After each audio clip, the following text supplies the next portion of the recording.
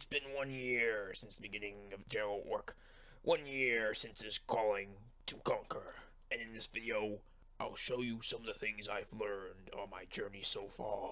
But as a precursor, let me show you some past experience. I would like for you to put your attention to this. The greatest message to ever be sent in the history of messages. A moment for humans and orcs to come together and realize that it's one small step for orc kind, as well as it's one small step for mankind. On the flip side, however, I've had to deal with this. A tasty fruit to some, but the evilest force in the entire universe for others. There's a myriad of events that occurred in the past year that I could talk about.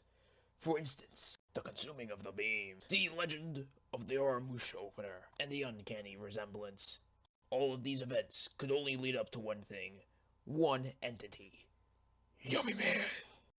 I've been hunting him for many years. About to.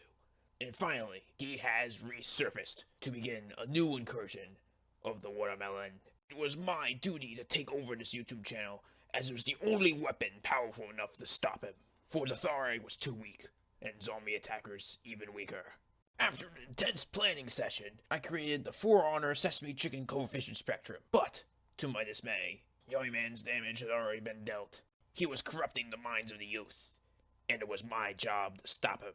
I attempted to re-educate the population through use of exercises. However, it was to no avail, as Yummy Man had affected everyone. After researching many various texts and learning from the best of the best, I found it. King Jeff the 43rd. He was all-powerful and influenced some of the greatest moments in history. His text, his epics, would be the key to stopping Yummy Man. But unfortunately, Yummy Man has seized the text of King Jeff the 43rd, and I do not have them. If we are to defeat Yummy Man, we will need an army of the finest warriors, through any means possible. Through valor and might, we can defeat Yummy Man and stop the watermelons once and for all.